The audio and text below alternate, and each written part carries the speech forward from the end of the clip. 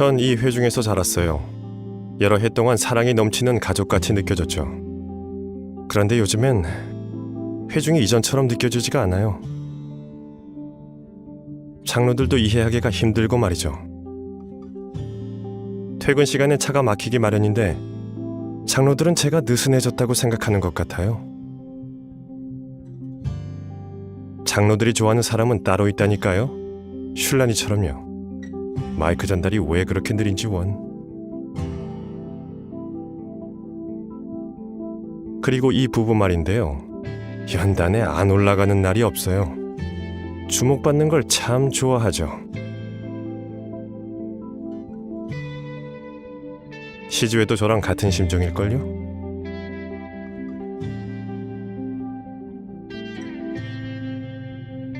회중에 대해 언제부터 이런 식으로 생각하게 된 건지 모르겠지만 최근엔 회중 사람들과 완전히 멀어진 것 같은 느낌이에요.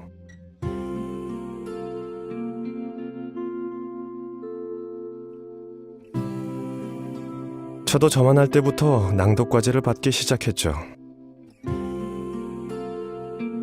사실 지금도 낭독 과제 말곤 하는 게 없어요. 시간이 가면 갈수록 이 회중에 있는 게 점점 더 불편하게만 느껴집니다.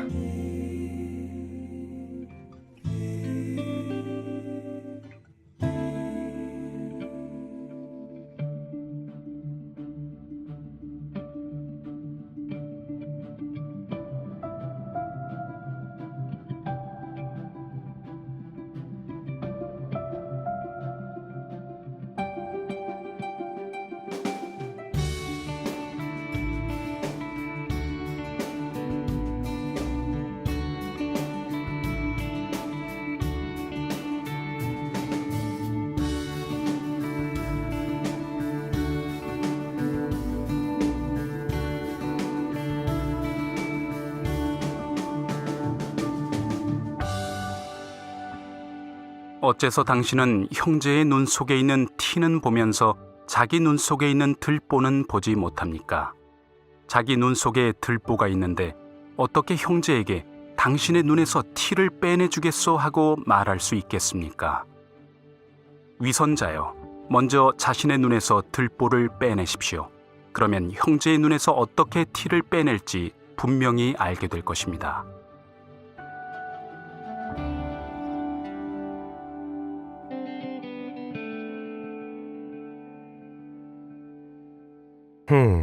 궁금했어요. 무슨 뜻으로 이런 말씀을 하신 걸까? 어떻게 들보가 눈 속에 들어갈 수가 있지? 그러고도 다른 걸 볼 수가 있나? 자기 눈에 들보가 있는 사람이 어떻게 다른 사람의 눈에서 티를 빼내겠다고 할 수가 있겠어? 성경엔 웃음을 자아내게 하는 재미있는 내용이 종종 있죠. 어쨌든 예수께서는 이렇게 말씀하셨어요. 위선자여, 먼저 자신의 눈에서 들보를 빼내십시오.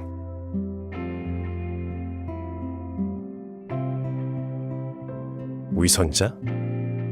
왜 이 사람을 위선자라고 부르셨을까요? 아마도 티, 그러니까 다른 사람의 잘못에만 온통 신경 썼지 들보처럼 훨씬 더 큰 자기 잘못은 보지 못하고 있었기 때문이겠죠. 생각해보게 되었어요. 나도 위선자처럼 행동한 건 아닐까?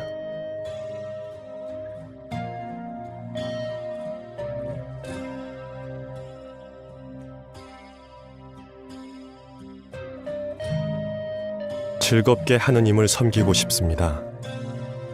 형제들을 부정적이거나 비평적으로 보고 싶지 않아요. 하지만 어떻게 제 태도를 고쳐야 할까요? 기도를 했습니다. 여호와께 용서를 구했어요. 또 겸손하게 해달라고도 기도했죠.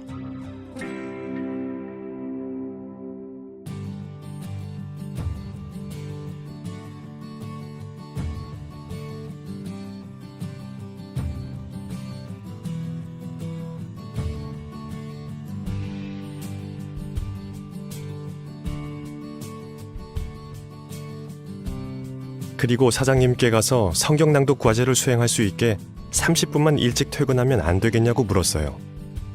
놀랍게도 그러라고 했습니다. 거기다가 집회가 있을 땐 좀 일찍 퇴근해도 좋다고까지 하셨죠. 저보다 앞서 여호와께서 다녀가신 것 같은 기분이었습니다.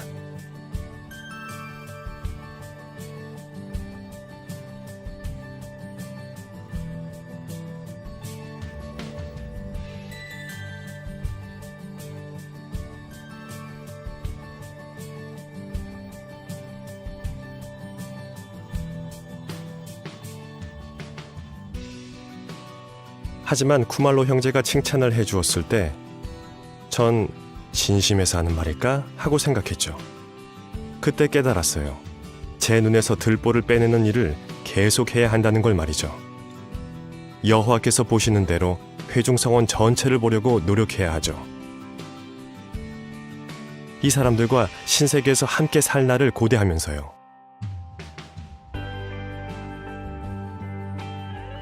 지난 몇 달간 회중에 더 도움이 되고 비평적이 되지 않으려고 노력했더니 회중과 더 가까워진 기분이에요. 성경 원칙을 적용하니까 절 불행하게 만드는 건 사실 형제들의 잘못이 아니라 제 자신의 태도였다는 걸 알게 되었습니다. 회중이 달라지게 하는 가장 좋은 방법은 바로 제 스스로가 달라지는 거죠.